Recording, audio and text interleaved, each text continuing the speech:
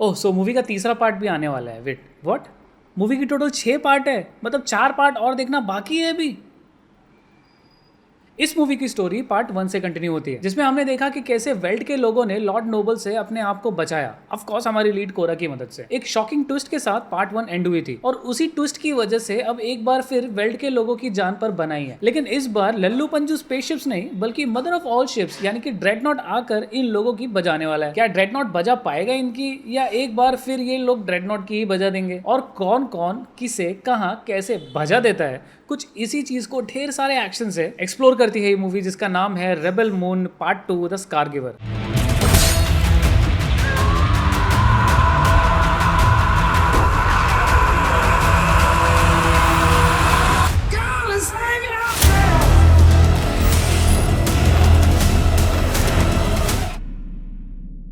Rebel moon part 2 the scar giver release हुई all over India में Netflix पर 19 अप्रैल 2024 को, जिसके अल्ट्रा एचडी अकाउंट 650 में आते हैं एक महीने के लिए, मगर आप पा सकते हैं सिर्फ 215 में पूरे महीने के लिए। कैसे ये जानने के लिए इस वीडियो के डिस्क्रिप्शन में दिए गए हमारे व्हाट्सएप नंबर पर तुरंत कॉन्टैक्ट कीजिए। वैसे ये मूवी इसकी original English as well as dubbed Hindi languages में अवेलेबल है और इसका ऑफिशियल हिंदी ट्रेलर आप यहाँ आई बटन पे क्लिक करके देख सकते हैं। फर्स्ट थिंग्स फर्स्ट, भैया मूवी का नाम रेबल मून क्यों है? क्योंकि भैया पूरी मूवी की जो महाभारत हो रही है, जहां पर हो रही है, वो एक मून है जिसका नाम वेल्ट है और ये मारा नाम के प्लैनेट का मून है। और इस मून पे रहने वाले लोगों ने मदर वर्ल्ड के खिलाफ जंग छेड़ दी है, यानी कि एक तरीके से रेबल कर दी है, इसीलिए मूवी का नाम रेबल मून है। अब द स्कार गिवर क्यों है ये स्पॉइलर की वजह से मैं नहीं बता सकता, पार्ट 2 देखेंगे तो आप खुद समझ जाएंगे। मूवी अप्रॉक्स 2 घंटे की है। स्टार्ट का आधा घंटा देखकर मुझे लगा कि यार ये क्या ही खेती बाड़ी दिखाई जा रही है। ऐसा लगा जैसे जैक स्नाइडर भैया ने मुझे मुंबई से उठाकर मेरे गांव उत्तर प्रदेश के किसी धान के खेत में लाके छोड़ दिया और बोल दिया कि भैया बहुत रिव्यू करना हो गया आपका, अभी खेती बाड़ी करो। वी हैव मोमेंट्स जहां पर हमारे सारे वॉरियर्स को सम्मानित किया जा रहा था,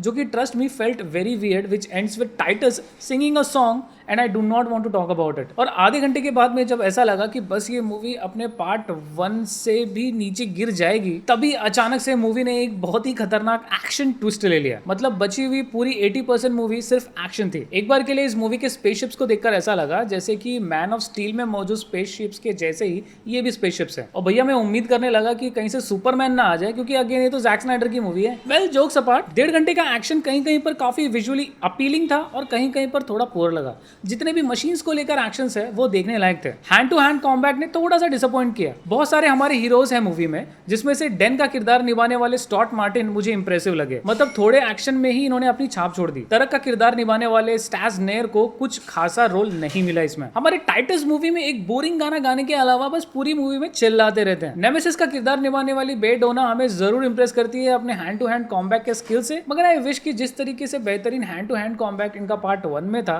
काश पार्ट 2 में भी होता, या शायद उससे ज्यादा अच्छा होता। हमारे नोबल को भी कुछ खासा रोल नहीं मिला। आई थिंक पार्ट 1 में उनका रोल ज्यादा इंप्रेसिव था। आई थिंक जैक स्नाइडर ने इस मूवी में लोगों का फीडबैक लेकर पार्ट 1 से ऑफ कोर्स सिर्फ 2 चीजों पर फोकस किया, ढेर सारा एक्शन दिखाना, स्टोरी पर फोकस करना, हर एक कैरेक्टर पे फोकस करना। इस मूवी में हर एक कैरेक्टर के बारे में कुछ बैकग्राउंड स्टोरी बताई गई है, जो कि पार्ट 1 में नहीं दिखाया गया था, और यही चीज पार्ट 1 में मिसिंग थी। हम किसी भी कैरेक्टर के बारे में कुछ पता नहीं होता तो हम किसी से जुड़ भी नहीं पाते, बट उस कमी को जैक स्नाइडर ने इस मूवी में पूरी कर दी है। इसके अलावा स्टोरी पार्ट 1 में जो वीक कहीं ना कहीं अब थोड़ी बहुत इंटरेस्टिंग होने लगी है, और मूवी ने अभी तक पूरे मिस्ट्रीज को खोला नहीं है। 1-2 मिस्ट्रीज अभी भी बनाकर रखा है, जो कि ऑफ कोर्स आने वाले तीसरे, चौथे, 5वें या 6वें पार्ट में बता दिया जाएगा। पहले एक लास्ट चीज जो मुझे बहुत खटकी मूवी में, जो शायद से कहीं ना कहीं आप लोगों को भी खटकी होगी, इसमें जो भी गोलीबारी के सीन्स थे, जो लेजर्स निकल रहे थे या फिर लिक्विड्स निकल रहे थे कह सकते हैं हम लोग, मतलब भैया था क्या, वो बॉडी पे लगते से ही ढेर सारा लिक्विड बाहर आता था। मतलब इमेजिन कीजिए कि 300 मूवी में जिस तरीके से खून बाहर आता था, उसी तरीके से इस मूवी में लिक्विड बाहर आ रहे थे। मतलब स्टार्टिंग में तो मुझे अच्छा लग रहा था देखने में, बट इतने सारे लिक्विड्स या इतने सारे गोली कह सकते हैं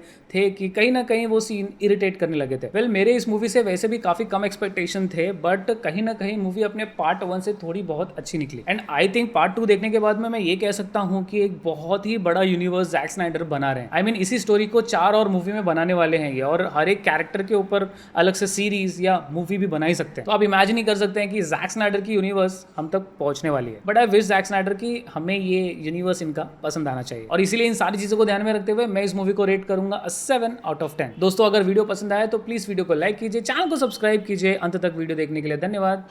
स्टे सेफ।